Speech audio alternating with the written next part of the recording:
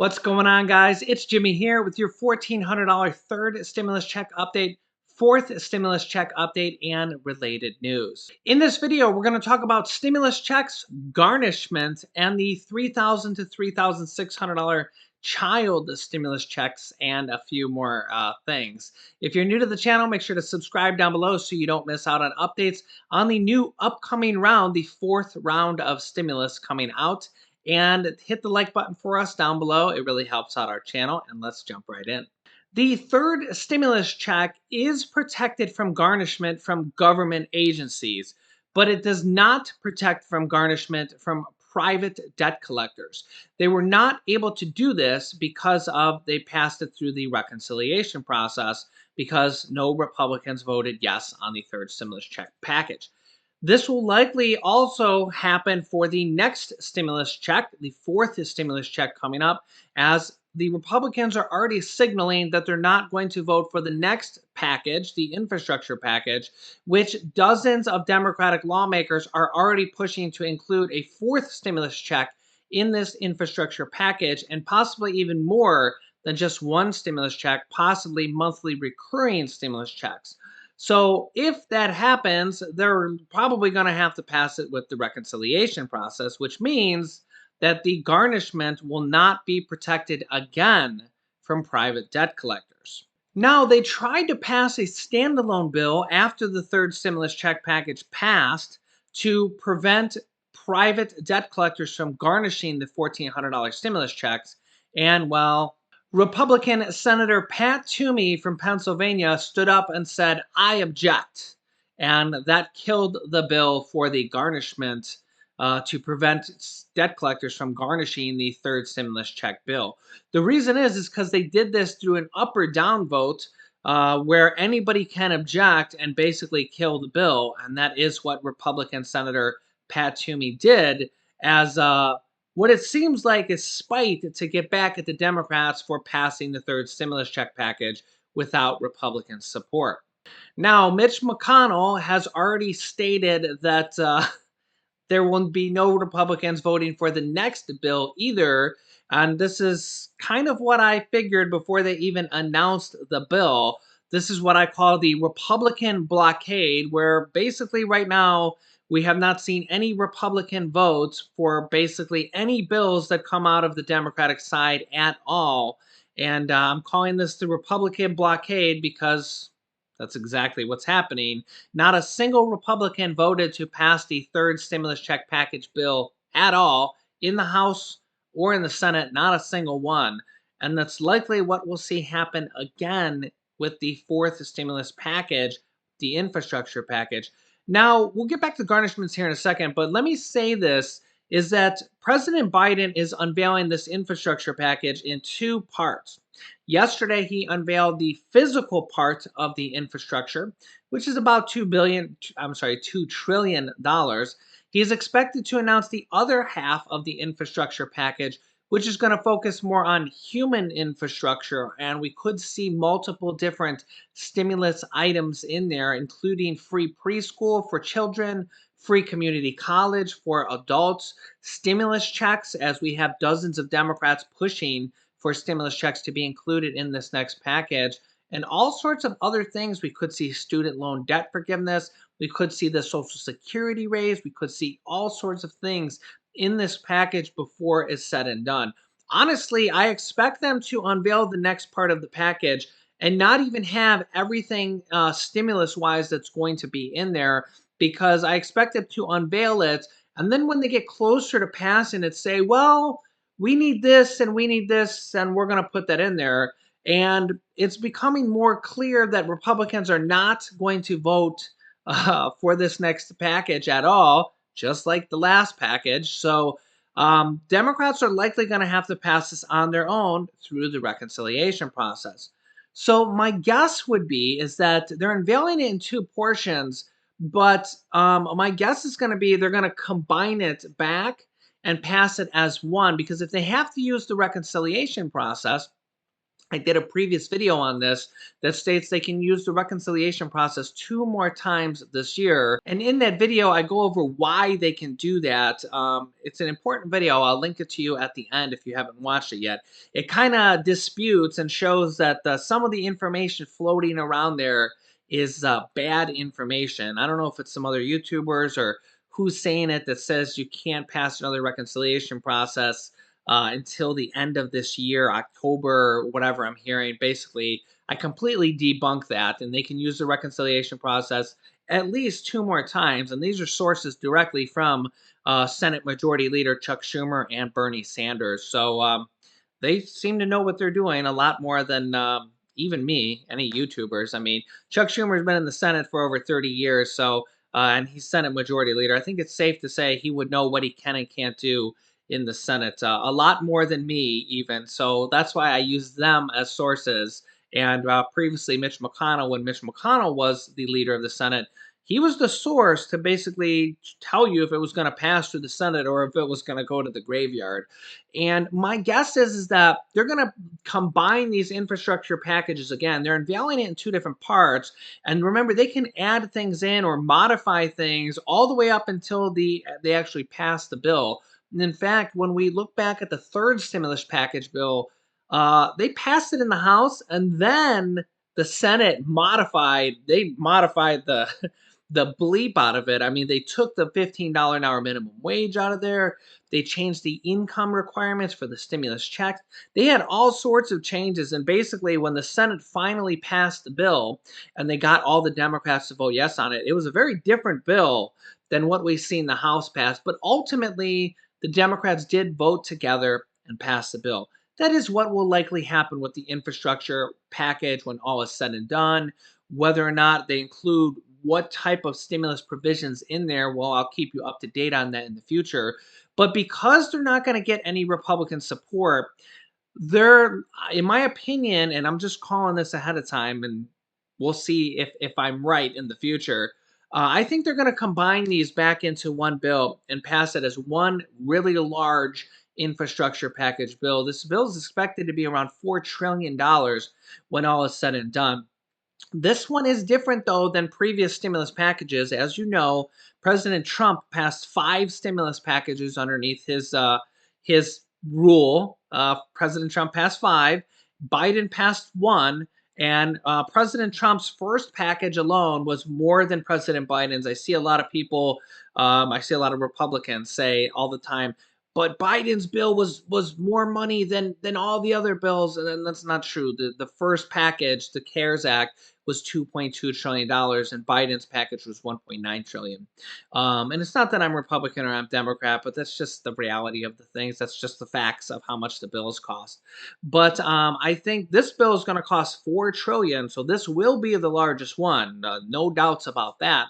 But the difference with this package is that they're actually going to pay for it. The past 6 packages, nobody paid for. Typically, every year for many, many years now, the government runs a deficit every year, which means they take in $3 trillion a year, or however much they take in, and they spend more than that. The government runs a deficit every year. So every year, it's the equivalent to you racking up credit card debt every year, which basically means the government spends more than they make, like a lot of Americans do, unfortunately.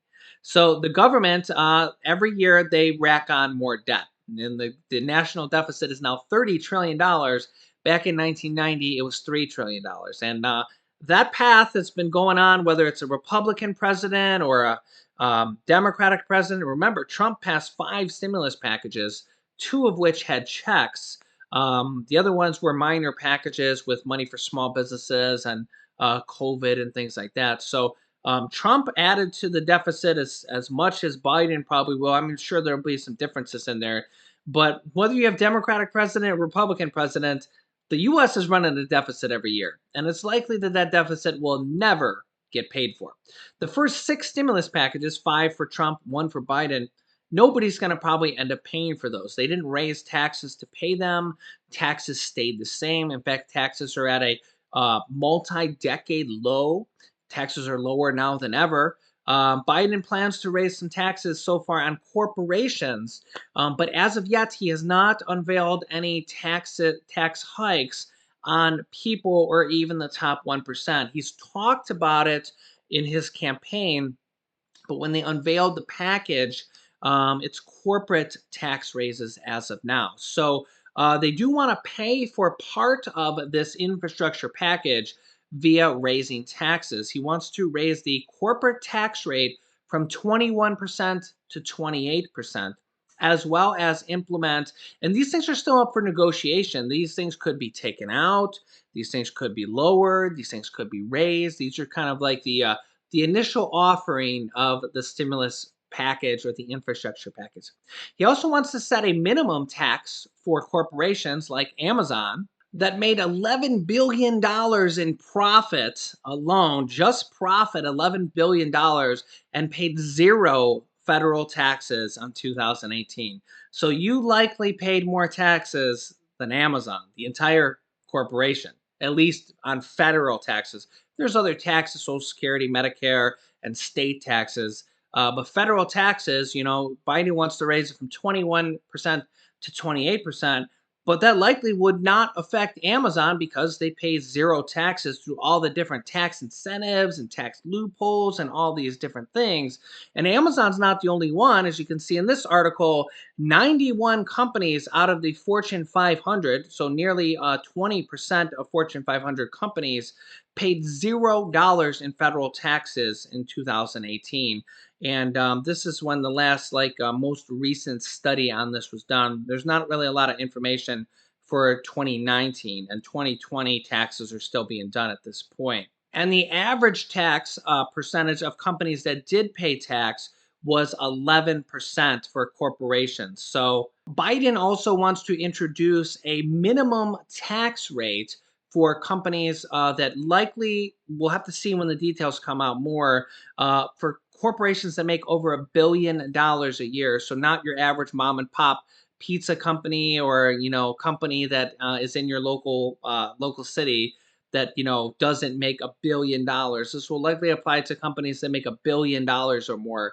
They will have to pay a minimum tax rate of 15% so that they pay their fair share or pay any taxes at all to the federal government. This would help pay for the infrastructure package, which is mostly consists of what we've seen so far is physical infrastructure, bridges, roads, clean energy, reforming the energy, getting rid of all the lead pipes in the United States. And it's kind of scary to think that there are still lead water drinking pipes in the United States. So imagine if that is in your city, and I imagine most people have no idea where these are located.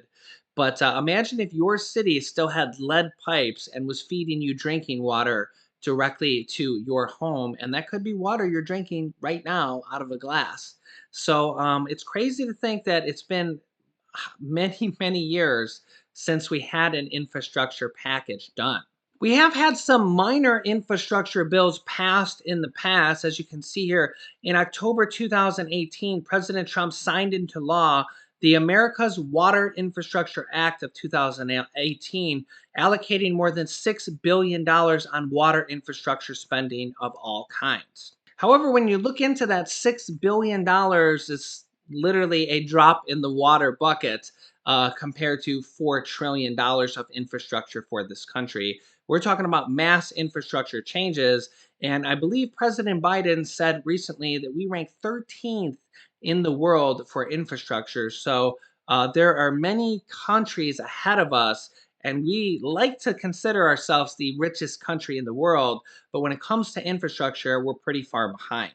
The IRS is already starting to say that the $3,000 to $3,600 child income tax credit or child stimulus checks, as they want to send these out in monthly payments to parents, will already be a headache for the IRS, who's already behind from millions of tax returns that are delayed or not even being processed yet, trying to send out the last several batches of the $1,400 stimulus checks, process tax returns, and set up a new system for the child income tax credits to be paid out in monthly stimulus checks.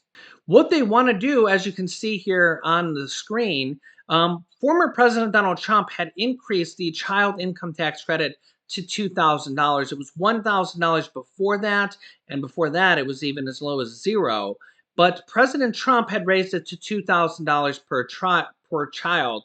President Biden raised it to $3,000 per child for ages 6 through 17 and $3,600 per child for under the age of 6.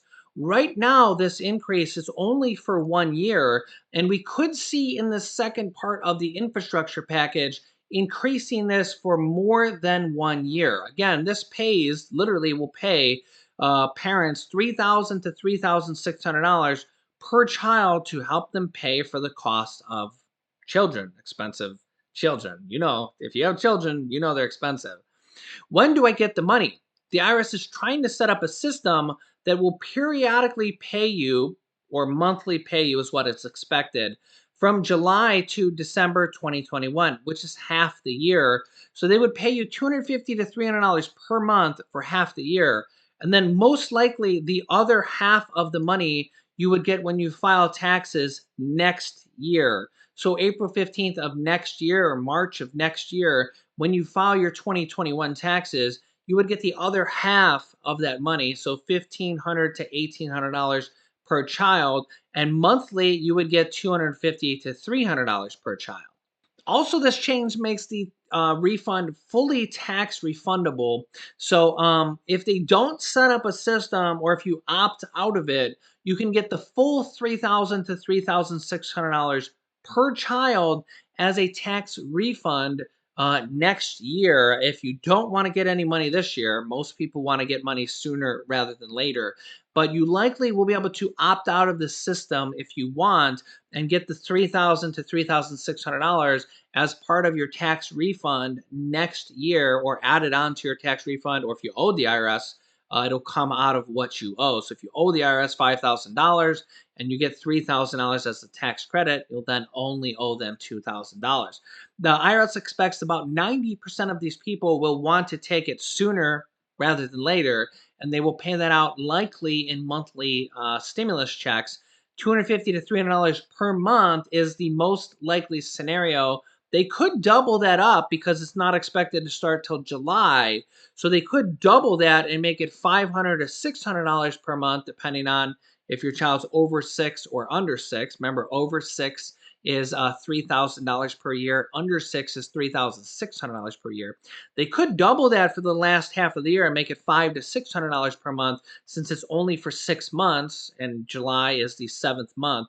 Or they could give it as they could give you a one lump sum of $1,500 to $1,800, either upfront, so starting in July for the first half of this year, or at the back half of the year when you do your tax return next year. So I'll keep you up to date on that, as well as the push for the fourth stimulus check to be included in the infrastructure package. That is literally heating up every single day. I'll keep you up to date on everything, as well as the $1,400 stimulus checks that Social Security recipients are expected to now receive via direct deposit and direct express on April 7th. The IRS will start processing those this weekend, and they will be pending until April 7th, which is when the banks will likely release that, similar to the last rounds of direct deposit. So I'll keep you up to date on everything stimulus related. If you're new to the channel, make sure to subscribe down below so you don't miss out on new updates. You can click the bell icon after subscribing to all notifications to get notification reminders when we go live with new videos, which is 10 a.m., 3 p.m., 8 p.m., and 11 p.m. Eastern Time every single day. I was talking about this video earlier, and it's why the Democrats can pass at least 2 more packages this year with reconciliation. Watch that if you haven't yet. And this video is about the adult income tax credits, for not for children, but for adults, and it could be $6,600 for you. So click on one of those videos next. Thanks, guys, and I will see you in the next video.